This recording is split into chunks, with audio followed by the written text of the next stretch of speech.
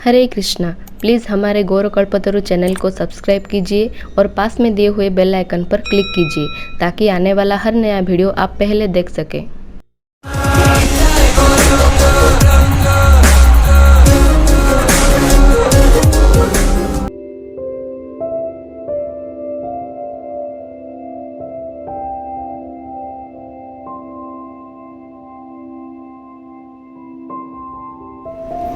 हरे कृष्ण। तो आप सब इस्कॉन से परिचित हो।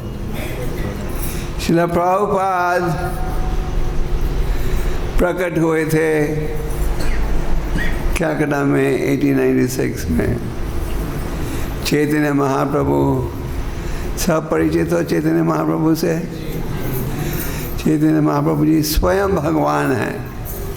कम बुद्धि के लोग ये स्वीकार नहीं करते हैं। श्री कृष्ण चैतन्य राधा कृष्ण नहीं आने। राधा कृष्ण प्रकट हुए चैतन्य महाप्रभु के रूप में। चैतन्य महाप्रभु क्यों प्रकट हुए? पतित पावन हेतु तव अवतारा, पतितों का उद्धार करने के लिए। आप सब पतित हो या नहीं? तो आपके उद्धार के लिए, हमारे उद्धार के लिए। और चैतन्य महाप्रभु की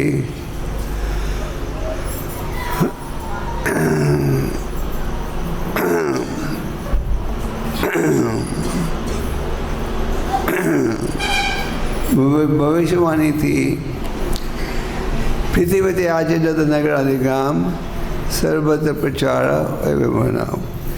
विश्व में जितने नगर हैं, गांव हैं, हर जगह यही नाम का उच्चारण होगा। आप सब ने तो भारत भूमि में जन्म लिया है। यहाँ बचपन से ही आप कृष्णा राम की महिमा सुनते आ रहे हो। सच बात है। हिंदुस्तान में जो मुसलमान ईसाई हैं वो भी जानते हैं कृष्णा कौन है, राम कौन है। और विदेशों में जहाँ की किसी ने कभी कृष्ण का नाम ही नहीं सुना था, आज लाखों भक्त हैं हर जगह।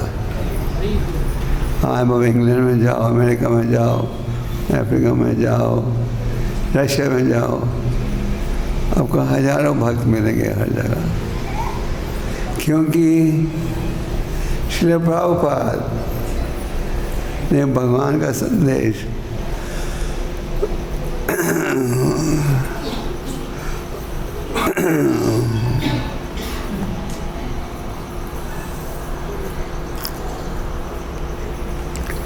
श्री प्रभुपाद ने भगवान का संदेश शुद्ध रूप से दिया। प्रभुपाद जी के पिता का नाम था घोर मोहन डे, जो ज़्यादा धनी नहीं थे। प्रभुपाद के शब्दों में मिडिल क्लास, आप समझते हैं मिडिल क्लास, ना ज़्यादा अमीर ना ज़्यादा गरीब। कि उनका कपड़े का धंधा था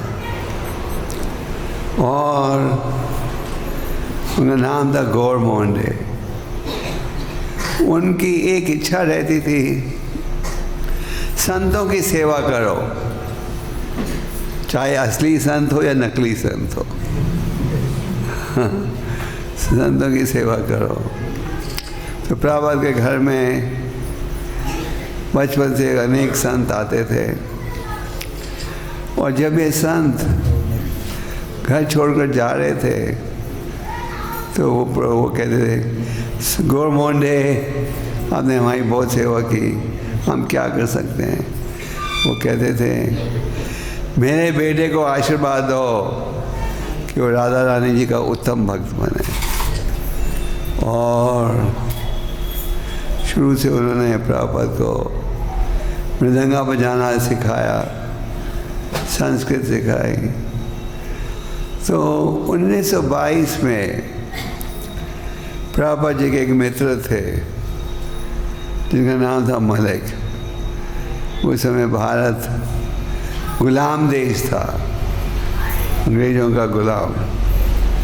और महात्मा गांधी जी ने बड़ी योजना की थी, क्विट इंडिया, इंडिया छोड़कर जाओ। प्रभुपाद उसमें बड़े एक्टिव थे स्टूडेंट के लीडर के रूप में। तो उन्हें प्रभुपाद जी के एक मित्र ने कहा, यहाँ एक बहुत खास संत है, मैं चाहता हूँ तुम उससे मिलो। ये कलकत्ता की बात है। प्रभुपाद ने कहा, मैं तो कई संतों को मिल चुका हूँ, मैं किसी से भी ज़्यादा प्रभावित नहीं, मैं नहीं मिलना चाहता। पर इस मित्र ने कहा, ये संत दूसरे संतों जैसा नहीं है, ये असली संत है। तो पापा जी को ले गए। और जब भक्ति सिद्धांत जी, आप सबने भक्ति सिद्धांत जी का नाम सुना है? सबने सुना है? हमारे परम गुरु है, स्पिरिचुअल ग्रैंडफादर, प्रभुपा जी के गुरु। उनका जन्म हुआ था आपके जगन्नाथपुरी में। तो जब भक्ति सिद्धांत जी ने देखा प्रभुपाद को, उसमें प्रभुपाद की आयु थी कोई 20-22 साल। उन्होंने पहचान लिया, ये है वो युवक, यंग मैन, जो कि चैतन्य महाप्रभु जी की भविष्यवाणी को सफल बना सकेगा। तो उन्होंने कहा कि तुम पढ़े लिखे युवक हो, अच्छी अंग्रेजी जानते हो, जाओ पश्चिम देशों में चैतन्य महाप्रभु के संदेश को लेकर। प्रभुपाद जी के मन में यह भाव था और बहुत अधिक परिश्रम के पश्चात 1965 में एक पानी के जहाज़ में प्रभुपाद को मुफ्त की टिकट प्राप्त हुई थी। कहाँ जाने के लिए? अमेरिका जाने का है। आपको भी चाहिए मुफ्त की टिकट? अच्छा। एक धार्मिक औरत थी श्रीमती महाराज जी, जिसके पानी के जहाज़ चलते थे। प्रभुपाद जी ने उन्हें कहा, मेरे गुरु ने आदेश दिया था, ले जाओ चैतन्य महाप्रभु के संदेश को पश्चिम देशों में। श्रीमती महाराज जी ने कहा, आप 70 साल की आयु में जाओगे, बूढ़े हो, किसी को जानते नहीं, मर जाओगे उधर। प्रभुपाद ने कहा, नहीं, गुरु का आदेश है, चैतन्य महाप्रभु जी की भविष्यवाणी है। तो जब श्रीमती महाराज जी ने देखा प्रभुपाद इज डिटर्मिन्ड, दृढ़ भाव है, तो उन्होंने एक पानी के जहाज़ में टिकट ली। आप में से किसी ने पानी के जहाज़ में यात्रा की है? नहीं। तो वो था कार्गो शिप, जैसे माल गाड़ी होती है ना, ऐसे जहाज़ों में भी माल उठाने वाला। प्रभुपाद जी जहाज़ में थे। क्या बॉम्बे से गए कलकत्ता ट्रेन में, कलकत्ता से गए मायापुर भक्ति सिद्धांत जी का आशीर्वाद लेने उनकी समाधि में। और 13 अगस्त 1965 में प्रभुपाद चले ज़्यादा दूर जहाज़ में। कोई उन्हें छोड़ने नहीं आया था। आप लोग तो कलकत्ता तक भी जाते, कोई छोड़ने आता है ना, बाय बाय बोल रहे। प्रभुपाद जी अमेरिका जा रहे थे, कोई नहीं आया। केवल 40 रुपये उनकी जेब में थे। आप तो 40 रुपये से कम में घर के बाहर भी कदम नहीं उठाते।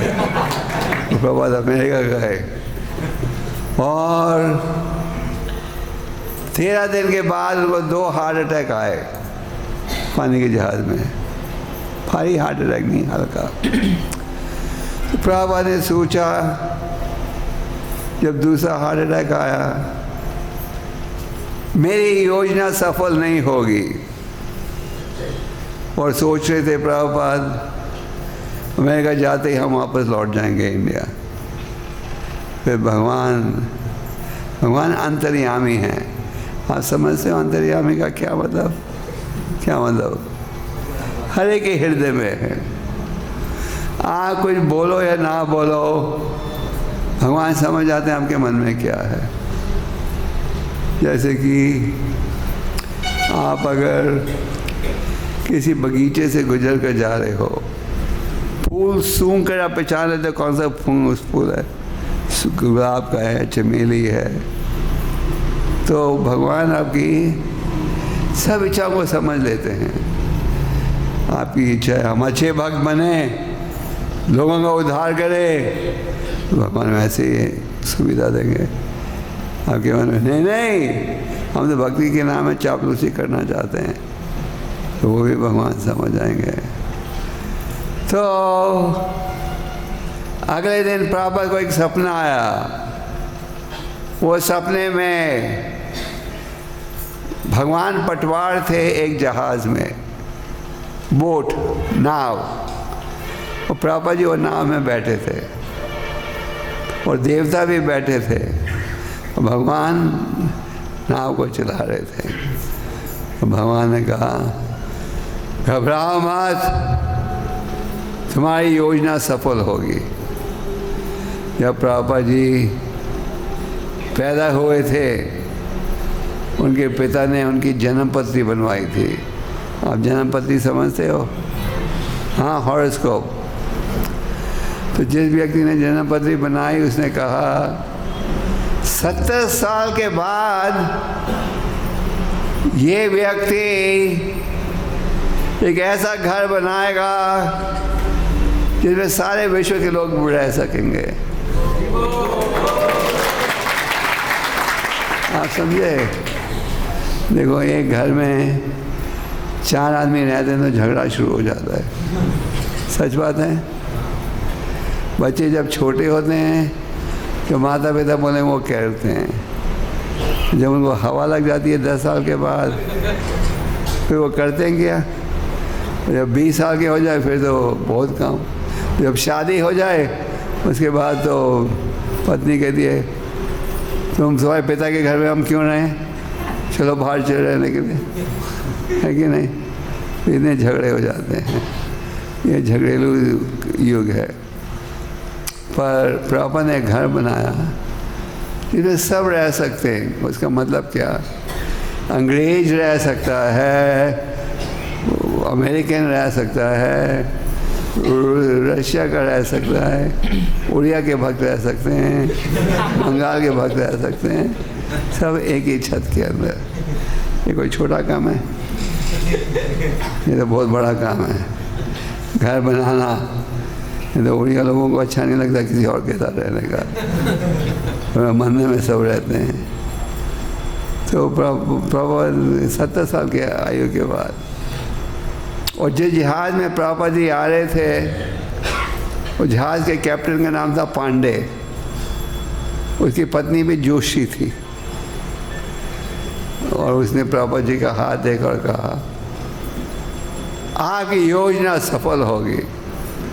जब प्रभुपाद बॉस्टन पहुंचे, बॉस्टन नाम सुना है आपने? अमेरिका में है। प्रभुपाद जी ने देखा अमेरिकन लोग कितने गहराई के साथ जुड़े हुए हैं भौतिक सुख में। प्रभुपाद ने कहा, प्रभुपाद ने सोचा, कौन सुनेगा मेरे संदेश को? अमेरिका जैसे देश में जहाँ 5 साल की आयु से लोग पाप का काम करना शुरू कर देते हैं। फिर प्रभुपाद ने कहा, एक कविता लिखी जिसमें उन्होंने कहा, पर राधा रानी जी की कृपा से हर कार्य संभव है। आप राधा रानी जी को तो जानते हो, भगवान के सबसे उत्तम भक्त। फिर प्रभुपाद जब अमेरिका पहुंचे, कई उन्होंने कहा, स्वामी जी आप जो संदेश लाए हो कोई नहीं सुनेगा। उन दिनों में बहुत से भारतीय साधु या नाम के साधु अमेरिका जा रहे थे धन कमाने के लिए, और वो साधु पतलून कमीज पहनते थे वहाँ, क्योंकि ऐसे कपड़े तो किसी ने अमेरिका में देखे ही नहीं थे। और छुरी कांटे से खाते थे अंग्रेजों जैसे। तो एक दिन वो प्रभुपाद जी को मिलने आए। स्वामी जी आप तो नए आए हो अमेरिका में, हम तो पुराने खिलाड़ी हैं, कोई आपके संदेश को नहीं सुनेगा। प्रभुपाद ने कहा डोंट वरी, हम भगवान का असली संदेश देने आए हैं। और प्रभुपाद जी ने एक न्यूयॉर्क में एक पार्क है जिसका नाम है टॉम्किन स्क्वायर पार्क। वहाँ अगर आप जाओ तो एक बड़ा प्लैक लगा हुआ है कि वो पेड़ है जिसके नीचे भक्तिवेदांत स्वामी प्रभुपाद ने अपना आंदोलन आरंभ किया था। प्रभुपाद जी वहाँ जाके कीर्तन करने लगे, ऐसे ऐसे अमेरिकन लोग आने लगे, ऐसे ऐसे अमेरिका में मंदिर खुले। और आज इस्कॉन संस्था के 600 से अधिक केंद्र हैं सारे विश्व में। प्रभुपाद जी ने लगभग 90 ग्रंथों का अनुवाद किया अंग्रेजी में, भगवद गीता, भागवतम, चैतन्य चरितमृता, जिनका आगे अनुवाद 80 से ज़्यादा भाषा में हो गया है। प्रभुपाद जी ने हमें अच्छा असली संदेश दिया। जैसे हिंदी में भगवद गीता का क्या नाम है? भगवद गीता, और उड़िया में क्या कहना है? हाँ, उड़िया में मोहिक और ऊपर है। ठीक बोला नहीं? तो कई बार लोग पूछते हैं यथारूप क्यों? तो प्रभुपाद जी समझाते हैं हमें अगर गीता का लाभ उठाना है तो जिस भाव के साथ भगवान ने संदेश दिया और जिस भाव से अर्जुन ने लिया उसी रूप से हम लेंगे तो फायदा होगा। भगवद गीता में वैदिक शास्त्रों का सार है। परम भगवान प्रकट हुए थे पृथ्वी पर कब? 5000 साल पूर्व। फिर वो अप्रकट हो गए। उनकी वाणी या संदेश गीता में है। आप सबके पास गीता की कॉपी है? हाँ, कौन सी भाषा में? कितने भक्त हो जिनके पास भगवद गीता है? भगवद गीता यथारूप की कॉपी है। वो सबके पास तो नहीं है, कईयों ने हाथ नहीं उठाया। कितने भक्तों के पास भगवद गीता यथारूप की कॉपी है? और कितने लोग गीता को रोज पढ़ते हैं? कितने लोग उड़िया अखबार को रोज पढ़ते हैं? कोई नहीं। कितने लोग टीवी देखते हैं रोज? तो गीता में क्या है संदेश? गीता द्वारा भगवान स्थापित करते हैं। श्री भगवान वाचा, परम भगवान बोल रहे हैं। क्या बोल रहे हैं?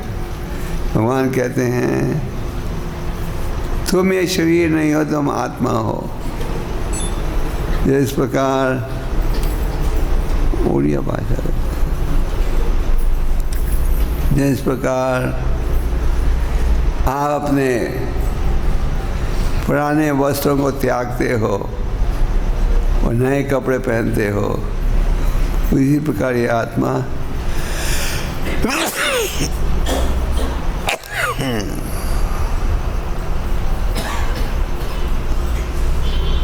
एक देह को त्याग कर अगला देह स्वीकार करती है।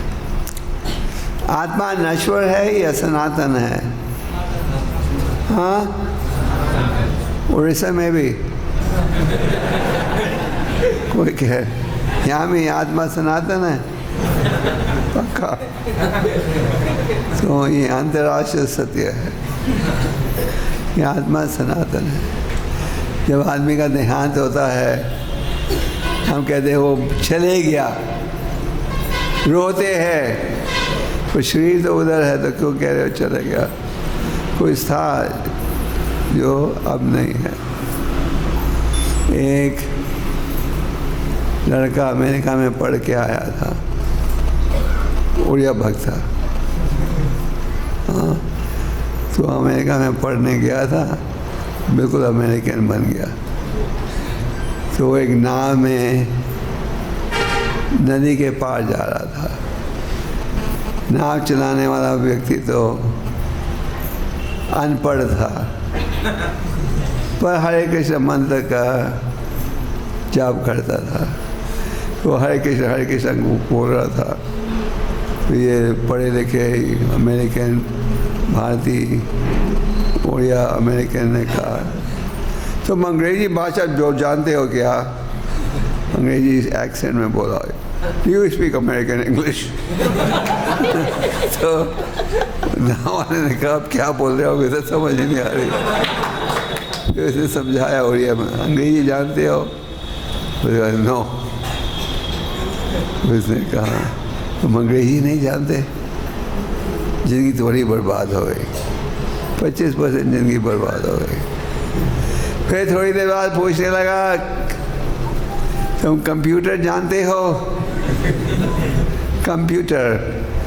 नाव वाले ने कहा कि क्या है कंप्यूटर? कंप्यूटर नहीं जानते,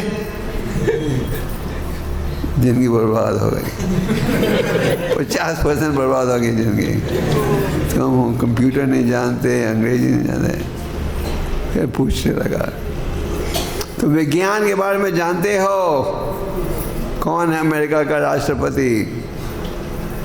उसने कहा, मैं बिल्कुल नहीं जानता साइंस के बारे में। साइंस के बारे में नहीं जानते, कैसे जियोगे साइंटिफिक युग में? वहाँ तो 75% जीवन बर्बाद हो गया। इन्हीं देर में एक तूफान आ रहा था, वो जो नाव थी डामनडोल होने लगी। तो उसने पूछा नाव वाले से, ये क्या हो रहा है, बचाओ मुझे।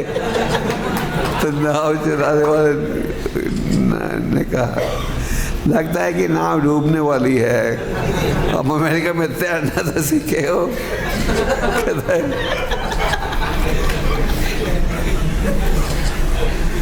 मैंने सब कुछ सीखा, तो तैरना नहीं सीखा। तो उसने कहा कि 100% जीवन बर्बाद हो गया। तो आज हम लोग बहुत ज्ञान प्राप्त करने का प्रयास करते हैं, पर जो असली ज्ञान है गीता का, उसको ध्यान नहीं देते। तो गीता में भगवान कहते हैं, न जायते म्रियते वा कदाचित, आत्मा का ना जन्म होता है ना ही मृत्यु, केवल देहांतर होता है। आज जैसे आप सब ने ध्येय प्राप्त किया है, जैसे आप सब ने ध्येय प्राप्त किया है भारत भूमि में, तो आप जानते हो आपके भागवतम में ये लिखा है कि जो व्यक्ति भारत भूमि में जन्म ले वो अत्यंत सौभाग्यशाली है। आप कहोगे हमने तो सोचा था जो अमेरिका में जन्म ले वो भाग्यशाली है। आप तो उल्टी चोपड़ी पे पड़ा है। हाँ, क्यों? क्योंकि पुण्य भूमि में बचपन से ही आप कृष्ण राम और हरि नाम सुनते आते हो। तो आध्यात्मिक ज्ञान के बिना समाज अधूरा है। आज क्या स्थिति है समाज में? आप जब अपने रिश्तेदारों को, मित्रों को उपदेश देते हो आध्यात्मिक जीवन का, वो क्या कहते हैं? तुम पागल हो गए हो, ये क्या भक्ति की उम्र है? ये तो घूमने फिरने की उम्र है। हमारे गुरुजी ने विदेश जाने से पहले एक बड़े मंत्री को प्रचार कर रहे थे, आध्यात्मिकता में रुचि लो। मंत्री ने कहा, Swami ji, you don't know how busy I am. आप ये नहीं जानते मैं कितना व्यस्त हूँ। I have no time. और अगले दिन उसका हार्ट अटैक हो गया और मर गया। तो हम कहते हैं no time, sorry no time. आप सब जो यहाँ बैठे हो, आपकी आध्यात्मिकता में रुचि है कि नहीं? पर हमें पूरा विश्वास है कि आप जब अपने मित्रों को, दोस्तों को निमंत्रण देते हो, चलो हरे कृष्ण मंदिर, वो क्या कहते हैं, तुम जाओ हम तो टीवी देखेंगे। कहते सच है या झूठ? हाँ। तुम तो पागल हो गए हो। ये है अज्ञानता। तो ये आत्मा सनातन है, शरीर हमारा नश्वर है। शरीर के 6 अवस्थाओं जन्म लेता है, अंत में नष्ट हो जाता है। भगवान गीता में कहते हैं 2 लक्षण हैं भौतिक जीवन के। एक है दुखालयम, दूसरा है अशाश्वतम। एक तरफ से कष्ट ही कष्ट, दूसरी तरफ से हर चीज अस्थायी है। जैसे कि जब बच्चा जन्म लेता है, हंसते हुए लेता है या रोते हुए? आप सब रोते हुए पैदा हुए थे, हंसते हुए? रोते हुए। क्यों? माता के घर में बहुत गंभीर तपस्या उठानी पड़ती है। आप तो अभी सीधे बैठे हो, आपको बोला जाए सिर झुकाकर बैठो, बैठोगे 1 मिनट के लिए। रामदेव जो योगा गुरु है वो भी ज़्यादा देर नहीं बैठ पाएगा। तो हमें माता के घर में बैठना पड़ता है 9 महीने के लिए।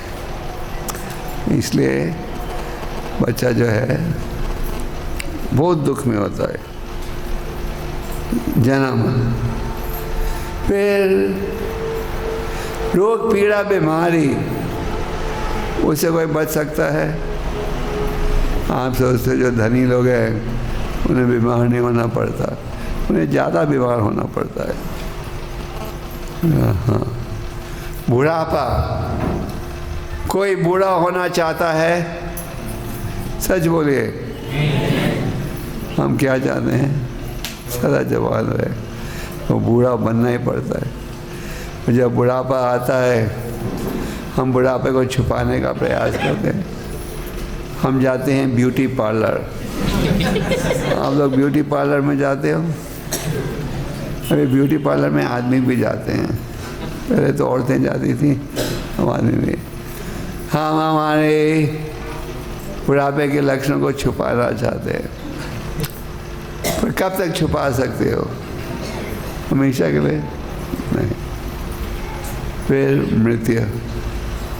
तो भौतिक संसार एक जेल खाना है जिसमें हम सब कैदी हैं।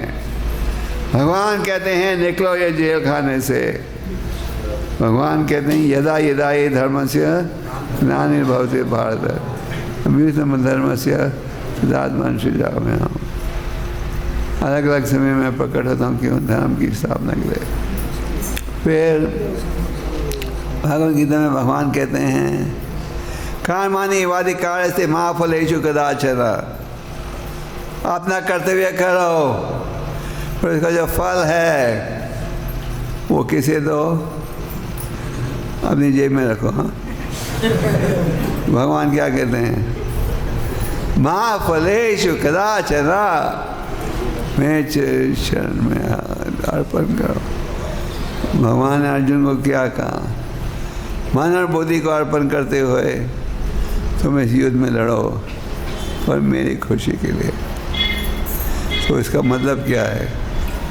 आप जैसे अगर गृहस्थ आश्रम में हो, आप नौकरी करो, धंधा करो, आपका भाव होना चाहिए भगवान की खुशी। और अगर आप सोचोगे हमारी खुशी, तो उसका परिणाम में भुगतना पड़ेगा। फिर भगवद गीता में समय की चर्चा है। समय जो है हर चीज़ को नष्ट करता है कि नहीं? सच बोलो। हाँ, आप आज कितने साल के हो? आप अच्छा, आप तो जवान हो। समय हर चीज़ को नष्ट कर देता है। आज शरीर जवान है, कल बूढ़ा बनना ही पड़ेगा। आज आपने नया मकान बनाया है, कल पुराना बन जाएगा। आज आप नए कपड़े लेते हो, कल पुराने बन जाते हैं। समय जो है हर चीज़ नष्ट करती है। सूर्य का रोज सुबह जागता है, रात को डूबता है, आपको एक सूचना दे रहा है आपकी ज़िंदगी में एक दिन कम बच गया है।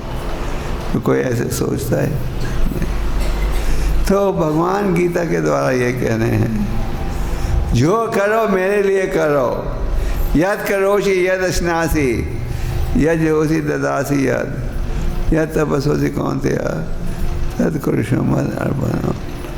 भगवान कहते हैं जो भी तुम करो, जो दान दो, जो तपस्या दो, मेरी खुशी के लिए करो। तो आप सब जो यहाँ उपस्थित हो, इसलिए उपस्थित हो क्योंकि आपकी आध्यात्मिकता में रुचि है। सच बात है, आध्यात्मिकता में रुचि है, पर ये रुचि को बढ़ाइए। साधु संग में रहो। शास्त्र में कहा गया है संगत का बड़ा गहरा प्रभाव पड़ता है। साधु संग में रहोगे। साधु की क्या पहचान? साधु की ये पहचान है कि वो भगवान का शुद्ध प्रतिनिधि है। भगवान के संदेश को बिल्कुल बदलता नहीं, शुद्ध रूप से आगे प्रस्तुत करता है। और चैतन्य महाप्रभु ने 5 महत्वपूर्ण तत्वों पर बल दिया। एक है साधु संग। साधु संग में रहो। हमारे इस्कॉन मंदिर में हर रविवार को संडे फीस्ट होती है। कम से कम हर हफ्ते आओ। हाँ, आध्यात्मिक ज्ञान के लिए। शुद्ध भक्तों की संगत में रहोगे तो हरि नाम की महिमा का ज्ञान मिलेगा।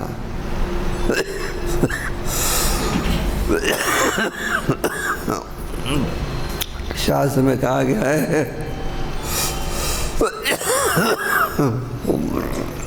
हरि नाम एवं केवलम कलो नस्ते वह गरीना। हरि का नाम।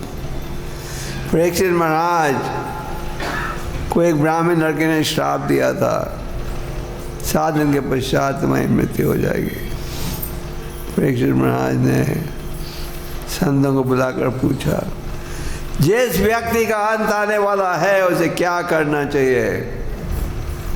आगे बरहपुर में लोगों का अंत आता है नहीं आता? हाँ, आता है। कोई डिस्काउंट नहीं है। डिस्काउंट मतलब आता है, पर कईयों को छूट मिल जाती है। सबका अंत आता है। तो परीक्षित महाराज ने पूछा, जिसका अंत आने वाला है उसे क्या करना चाहिए? सुखदेव गोस्वामी ने कहा, कृष्णा के संबंध में ज्ञान प्राप्त करना चाहिए। तो परीक्षित महाराज ने आगे ये पूछा, कलयुग में लोगों का उद्धार कैसे होगा? सुखदेव गोस्वामी ने कहा, कले दोषे निधे राजन। कलयुग में दोष ही दोष है। पर एक गुण है इस कलयुग में, कीर्तन देव कृष्ण से मुक्त संघर्ष जय। तो ये हरि का नाम वो है असली धन, वो है असली संपत्ति। और चैतन्य महाप्रभु जी स्वयं भगवान है, उन्होंने हरि नाम का प्रचार किया। आपके उड़ीसा के कोने कोने में महाप्रभु ने यात्रा की। और महाप्रभु ने हरि को क्या कहा? जाने दाखवत आए कहो कृष्ण उपदेश। जैसे मैं तुम्हें दो कृष्ण का उपदेश दो। जैसे मैं कह रहा था, ओ आप उड़ीसा वासी अत्यंत सौभाग्यशाली हो।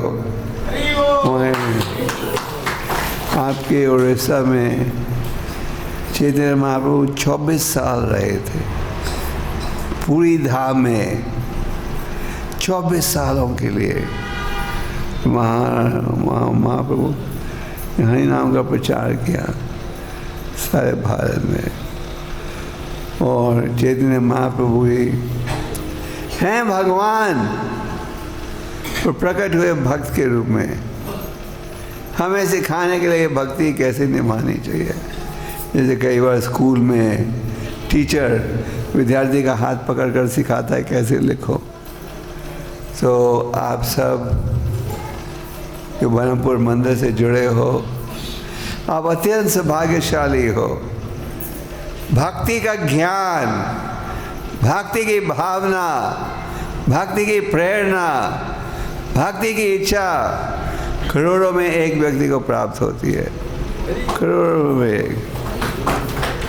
तो आप, अगर मैं आपसे पूछूं भारत के धनी व्यक्ति कौन है, कौन है भारत का सबसे धनी व्यक्ति? हाँ, कौन है? नहीं, मैं भक्तों से पूछ रहा हूँ, कौन है? आप लोग नहीं जानते? कोई नहीं जानता? टाटा, बिरला, अंबानी। हाँ, वो किसने कहा मुकेश अंबानी? अच्छा ठीक है, ये तो मैं कुछ सूचना दूँ। असली धनी व्यक्ति है आप सब,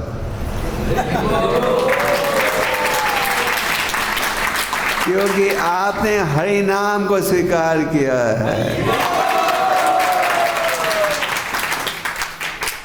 एक धनी व्यक्ति है भारत में, उसके पास 160 मोटर है। कितनी मोटर? 160। रोज अलग मोटर में दफ्तर जाता है। 160 मोटरों का पार्किंग लॉट भी बनाया है पर 15 मंजिल का, क्योंकि 160 मोटर बॉम्बे में रखना आसान काम नहीं है, है ना। तो हम सोचते हैं कि कोई धन प्राप्त कर ले। ये टीवी वाला ही है, ये टीवी वाला है, टीवी वाला तो नहीं। तो हम सोचते हैं हम धन प्राप्त कर ले, धनी बन जाए तो बड़े खुश होंगे। नहीं, धन आप कितना भी प्राप्त कर लो, आपके साथ जाएगा? हाँ, आप शमशान घाट से धन को लौटा दोगे, धन साथ में नहीं जाएगा। पर एक धन आपके साथ जाएगा, आध्यात्मिक धन, है कि नहीं? वो तो जाएगा ना। तो ये है असली धन। चैतन्य महाप्रभु जी की कृपा से हम सब हरि नाम का जो जाप कर रहे हैं, हमें हरि नाम का जाप बड़े ध्यान से करना चाहिए। आप में से कितने भक्त हो जो 16 माला रोज जाप करते हो?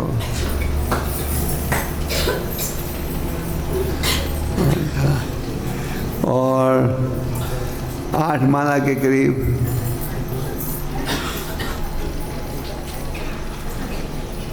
बारह माला के करीब, 4 माला के करीब, 1 माला के करीब, और आपके चेहरे से आप सब ईमानदार ब्राह्मण दिखते हो। तो कितने हैं जो बिल्कुल जाप नहीं करते? आप लोग शर्मा रहे हो। तो जाप नहीं करते, जाप करना शुरू कर दो। जाप करने में क्या है? भगवान से प्रार्थना करें, हमें सेवा दो, सेवा दो। तो आप सब, मैं लेक्चर के बाद प्रश्न उत्तर भी लूँगा। आप सब बरमपुर में रहते हो? हाँ, तो आपके बरमपुर में एक खूबसूरत मंदिर बन रहा है, बहुत ही खूबसूरत। और आप सबके प्रयास से बन रहा है। आप लोग मंदिर से खुश हो? आज देखो भारत में कोने कोने में मस्जिद है, नहीं? कोने कोने में चर्च है, नहीं? सच सच बोल रहा हूँ या झूठ बोल रहा हूँ? और कितने मंदिर हैं आपके उड़ीसा में? कई प्राचीन मंदिर हैं, पर नए मंदिर कहाँ हैं? ये जो मंदिर बन रहा है समाज की भलाई के लिए, समाज के सुधार के लिए, समाज के सुख के लिए, तो आपका मैं आभारी हूँ कि आप सबके सहयोग से ये मंदिर बन रहा है। पर थोड़ा काम और बचा है कि नहीं? भगवान को इस हॉल में विराजमान करना है ना, इसके ऊपर। तो राधा कृष्ण की मूर्ति राधा राधा कांत। तो आप लोग में से कितनों की इच्छा है राधा राधा कांत की स्थापना जल्द हो? अच्छा, तो ये इच्छा पूरी होगी तो आप सब स्वीकार करोगे, ये आपकी जिम्मेदारी है। मंदिर जो है आध्यात्मिक हॉस्पिटल होता है, और मंदिर बनता है समाज के भलाई के लिए, समाज के सुधार के लिए। हमारे गुरुजी उदाहरण देते थे, एक समय एक अंधा व्यक्ति लंगड़े व्यक्ति से मिला। अंधे व्यक्ति ने कहा मैं तो चल नहीं सकता। अंधे ने कहा मैं देख नहीं सकता। लंगड़े ने कहा मैं चल नहीं सकता। तो अंधे ने कहा मेरे पास है उपाय, आई रो। अंधे ने कहा मेरे पैर और तुम्हारी आंखें। तो उसने अपने कंधे में अंधे को बिठा लिया और अंधे ने लंगड़े को बिठा लिया अपने कंधों में, और दोनों आगे बढ़े। तो इसी प्रकार मंदिर के ब्रह्मचारी है, यहाँ पहले पंचरत्न प्रभु आए थे, इनको ट्रेनिंग मिली थी बॉम्बे में। उन्होंने आकर यहाँ प्रचार शुरू किया। हंसते हंसते यहाँ तक पहुँच गया है मंदिर। अब थोड़ा और बच गया है कि नहीं? ये थोड़ा और भी समाप्त हो सकता है अगर आप सब सहयोग दो। ये आपका मंदिर है, आपका मंदिर रहेगा, सच बात है। पर मंदिर बनाने में आप लोगों के सहयोग की आवश्यकता है। तो मैं आप लोगों से छोटा निवेदन करने आया हूँ कि आप सब सहयोग दीजिएगा, जल्द से जल्द मंदिर समाप्त हो जाए।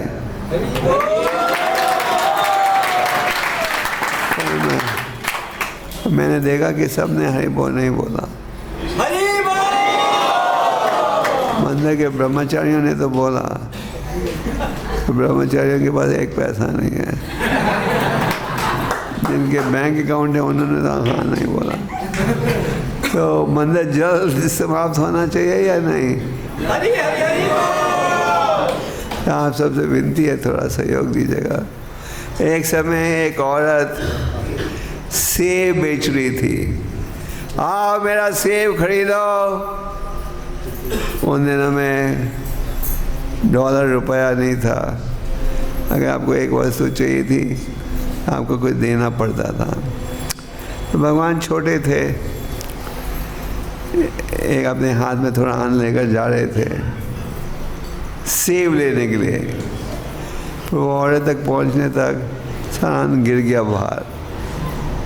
जब भी उस औरत ने भगवान की खूबसूरती को देखते हुए मुफ्त में सेब दे दिए।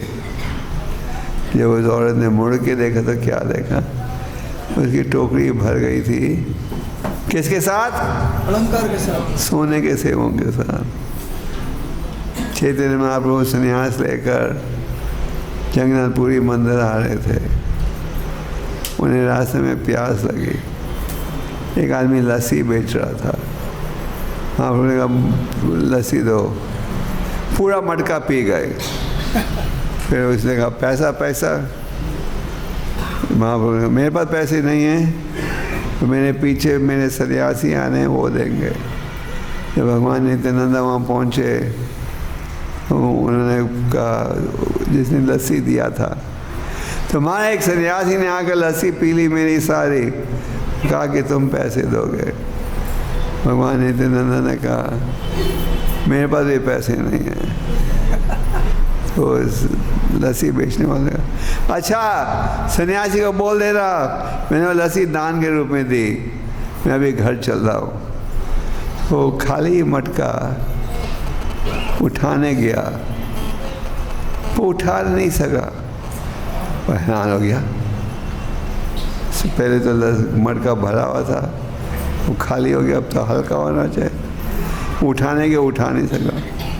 अंदर देखा तो क्या देखा, हीरे मोती गहने से भर गया था। उसने महाप्रभु को लस्सी दी, बदले में मटका भर गया। तो भगवान की सेवा करके कोई कभी गरीब नहीं होता। तो आप सब धर्म प्रेमियों से निवेदन है, आप सब सहयोग दीजिएगा ये मंदिर को समाप्त करने में। फिर जब मंदिर बन जाएगा आप कह सकोगे हमारे प्रयास से ये मंदिर बना, ये हमारा मंदिर है। ये आप सबका मंदिर है या नहीं? हाँ, तो आप सब सहयोग दीजिएगा, सहयोग दोगे मंदिर समाप्त करने में। हरे कृष्णा।